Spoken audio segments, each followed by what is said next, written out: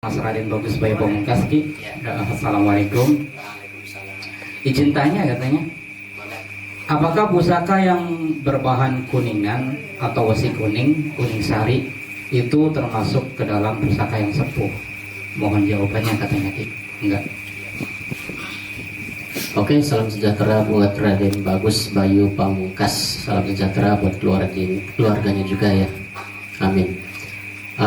Yang namanya kuningan sari, biasanya benda pusaka itu kita sulit untuk membedakannya, Bapak ya, antara yang memang cetakan ya, yang apa KW ya, yang cetakan dengan yang asli narik dari alam goib seperti itu. Karena semua sama Bapak ya, nggak ada bedanya, nggak ada bedanya dengan cetakan kuningan, pusaka kuningan seperti itu ya, dengan yang dapat narik sama itu, sama. Yang membedakan itu antara khodamnya, khodam dari kuningan tersebut ya, keras atau tidaknya seperti itu.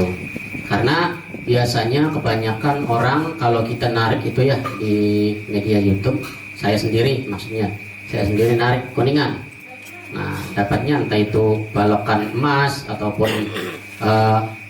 pusaka sejenis kuningan itu biasanya pada mencibir.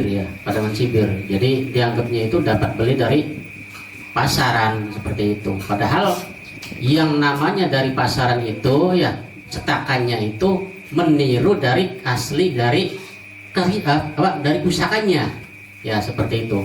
Padahal pusakanya ini dijiplak, ditiru, diproduksi seperti itu ya. Maka untuk membedakannya karena sangat sempurna sekali ya, baik itu dicetak maupun diapakan ya. Nah, antara kita narik asli dapatnya kuningan seumpama ya, kuningan pusaka A lah seumpama. Nah, kita dapat beli juga seumpama ini ya dari pasar kuningan A lagi. Ini nggak bisa dibedakan, sama ya, bentuknya juga sama seperti itu.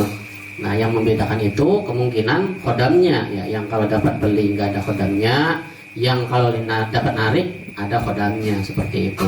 Jadi bukannya pusakanya ini menjiplak dari orang yang memproduksi pusaka, bukan Bapak ya. Akan tetapi orang yang memproduksi pusaka ini menjiplak dari hasil-hasil tarikan ya, kuningan sari ya. Oh, ini seperti ini, nanti saya jiplak. Nah, terus kemudian diperbanyak, dijual di pasaran seperti itu ya. Nah, jadi apakah itu termasuk sepuh atau tidak ya? Ya itu bingung saya membedakannya. Bingung karena beda dengan yang namanya keris. Kalau keris itu biasanya pembuatannya kan dari apa? Dari besi ya, dari besi. Jadi mudah berkarat kan seperti itu ya. Tapi kalau kuningan nggak bisa berkarat ya, nggak bisa.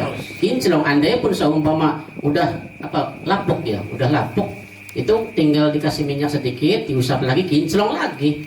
Jadi beda, untuk membedakannya ini sangat sulit ya, seperti itu. Jadi mana yang asli, mana yang KW, ataupun mana yang sepuh, ataupun mana yang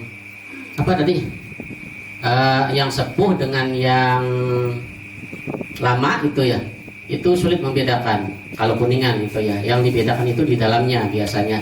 Ini di dalamnya ada khodamnya enggak? Kalau ada khodamnya berarti ini sepuh. Nah, kalau tidak ada khodamnya, nah berarti ini KW, yang seperti itu. Cuman itu membedakannya ya. Akan tetapi kalau menurut saya itu tidak bermasalah antara sepuh dan tidak sepuh. Yang dipermasalahkan itu isinya, khodamnya ini gede atau tidak, seperti itu ya.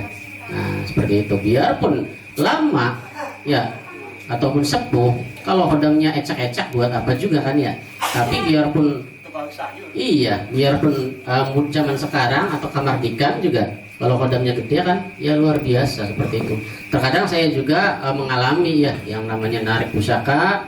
Nah, kemudian adanya itu di zaman sekarang karena contoh di rumah orang ya, karena rumah orang biasanya itu ada pendaman dari orang sekarang juga kan ya, pusakanya seperti itu. Entah itu dulunya dia beli ataupun bagaimana kan saya nggak tahu. Ternyata ketika ditarik, nah itu kamardikan ya.